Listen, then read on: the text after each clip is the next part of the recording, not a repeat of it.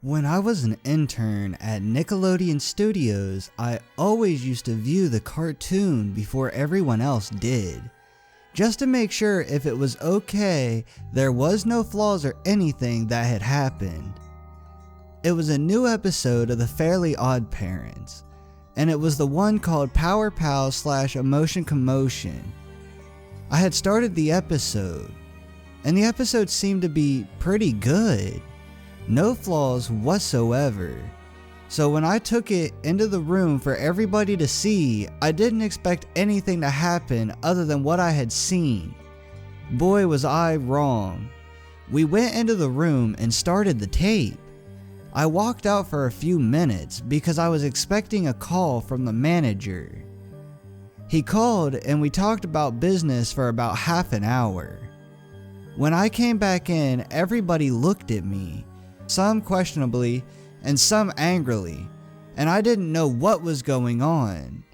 They put in the tape and it took a while to load, but when it did, the title card came up as Timmy's wish. Surrounded by missiles, nuclear warheads, military tanks, landmines, and radiation symbols. I know that was not what I had named it, so I was confused just as well. The show started off with Timmy in the bedroom, once again being babysat by Vicky for 4 days as his parents were out of town. She had locked him in his own room. The windows were shut tight, the door was barricaded, and there was nowhere to go. He was bored, so much he was developing cabin fever. So Timmy just sat on his bed talking to Cosmo and Wanda. I wish I had lots of video games, toys, and Crimson Chin comics, Timmy shouted.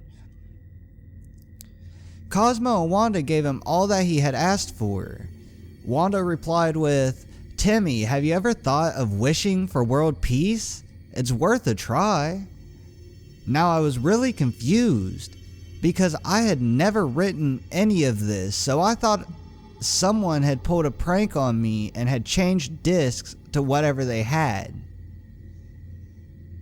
Anyway, Timmy replied, "No, but I just thought of something.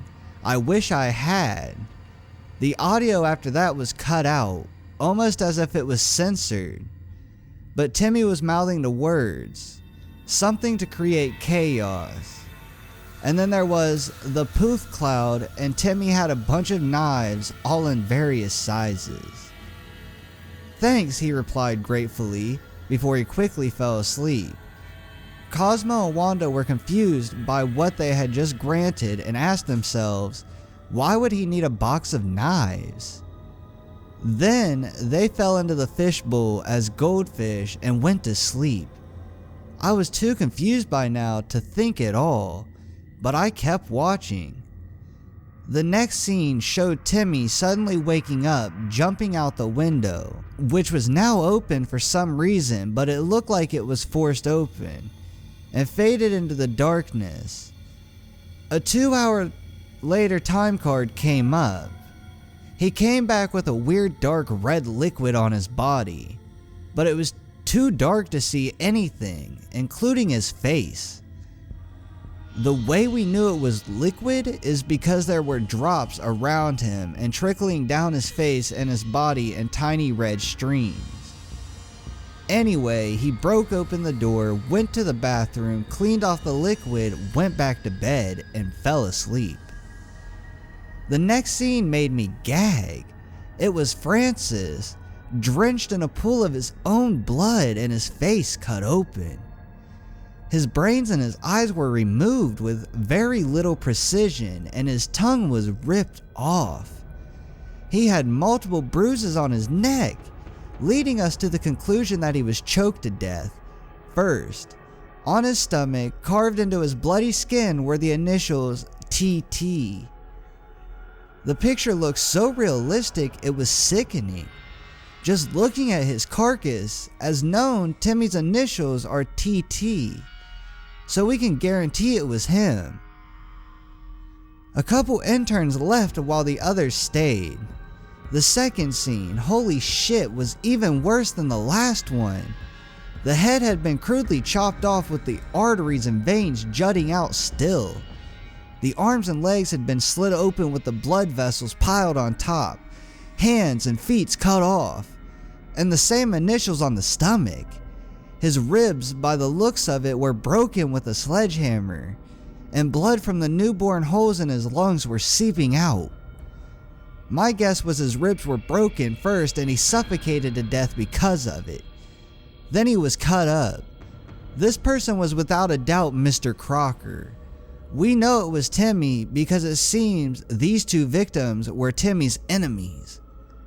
The pictures were so realistic that much more people ran out, just leaving 4 others in the room. Then it was morning and Timmy woke up. The knives were drenched in blood, and on the news the murders that Timmy committed were featured. Cosmo and Wanda looked at the news and then looked at Timmy. There had been no suspicion it was him, so he had nothing to worry about. It went on like a regular day, except of course without bullying, and instead there was a substitute. Until there was a new teacher, then when it reached nighttime, the fairies went to bed, and so did Timmy. By now I was nervous. The entire episode had been like this and was now almost over. Timmy came back with more blood than ever on him, and a couple of scars. After he cleaned himself, he went to bed. The next day, Vicky was on the news and the picture was so horrifying, I lost my lunch. She had been brutally tortured with whips and chains, and her whole body had been cut into pieces, with body parts lying all over the place. It was so realistic. I couldn't hold it in anymore.